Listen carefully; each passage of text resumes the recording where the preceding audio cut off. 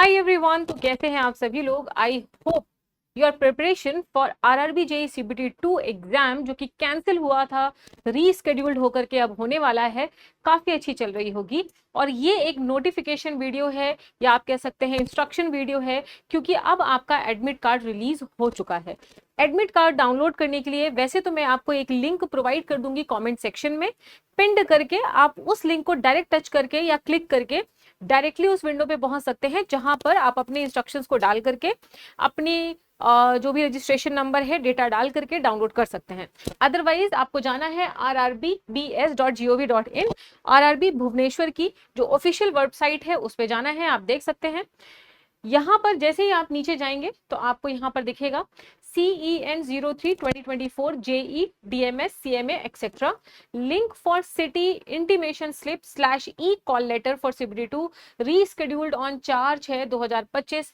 जिन बच्चों का रीस्केड्यूल हुआ था, सेकेंड शिफ्ट का पेपर रीस्केड्यूल हुआ था, आप इसको जैसे ही टच करेंगे आप इस विंडो पे पहुंचेंगे। यहाँ पर आपको अपना रजिस्ट्रेशन नंबर डालना है, डेट ऑफ बर्थ डालनी है और ये जो भी कैप्चा मेंशन्ड है उसको डालना है, लॉगिन करना है। लॉगिन करके आप अपने एडमिट कार्ड को यहाँ पर डाउनलोड कर सकते हैं।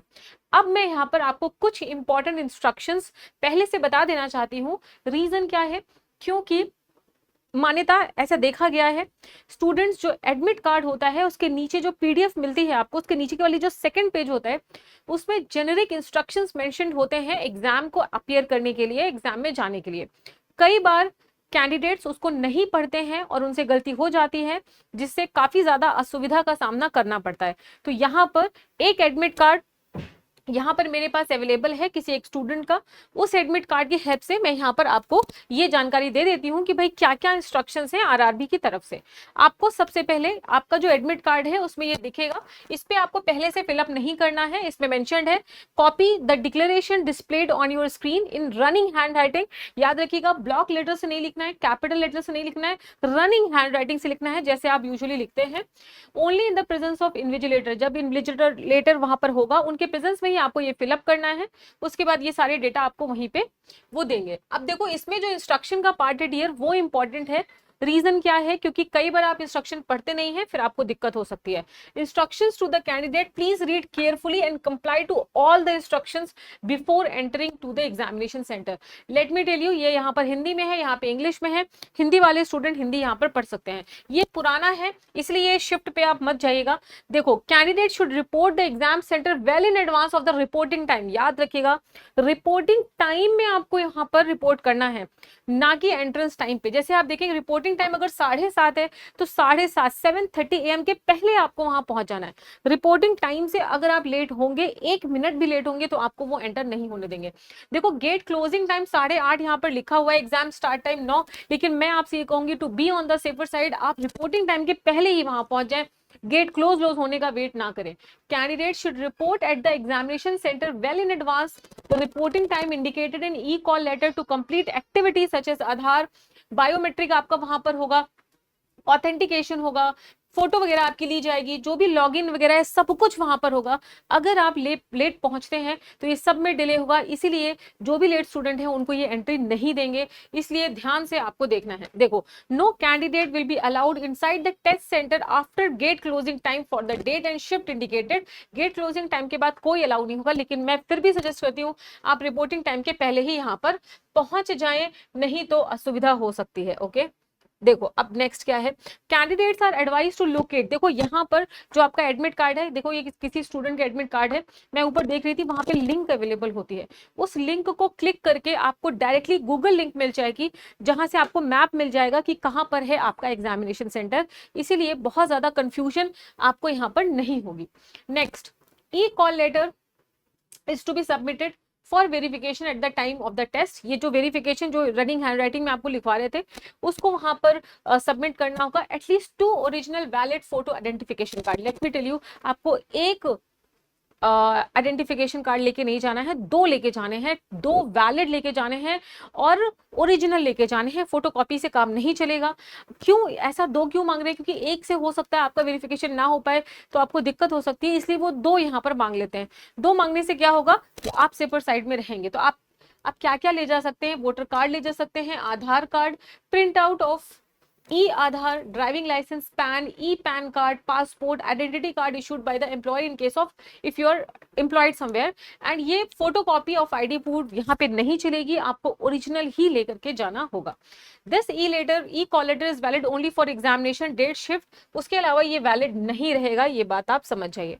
बैंड आइटम्स, ऑब्वियसली आपको Bluetooth devices, pen, pencil, eraser, pouch, microphone, head band, writing band, pad, metallic wears, bangles, religious symbols, ornaments, mangalsutra, belt, bracelet, handbag, cap, purse, camera, water कुछ भी यहाँ पर आप लेके नहीं जा सकते हैं। Let me tell you, I still remember SSC JE का पेपर देने में 2016 में गई थी।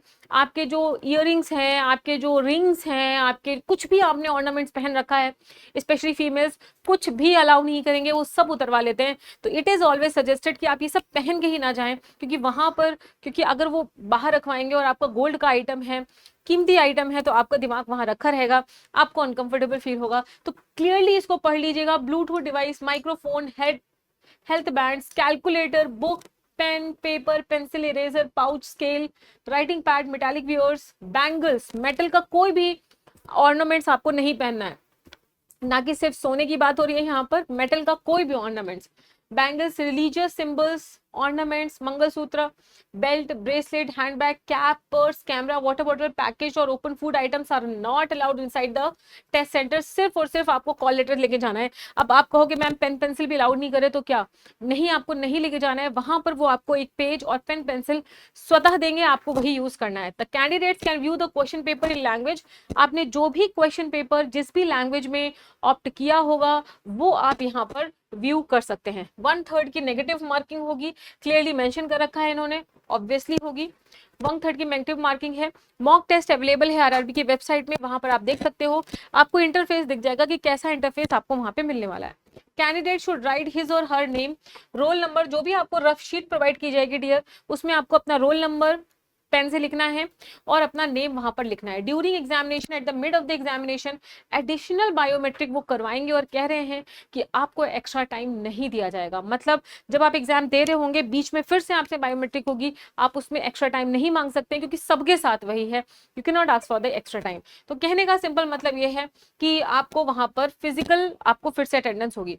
स्पेशल इंस्ट्रक्शंस अगर कुछ होगा, इन्विजिलेटर आपको वहां प्रोवाइड करेगा।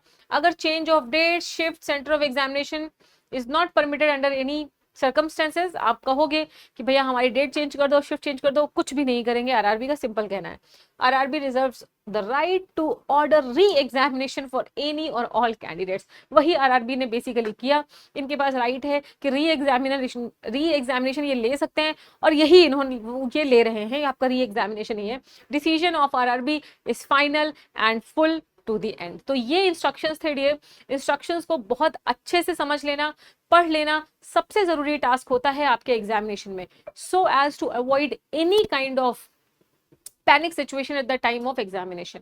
मैं आपसे यही सजेस्ट करूंगी कि जिस दिन भी आपका एग्जाम है उसके एक दिन पहले ही आप उस सिटी में पहुंच जाएं और वहां पर रुकें, और जो रिपोर्टिंग टाइम है उसके 1 घंटे पहले ही आप वहां पे पहुंच जाएं।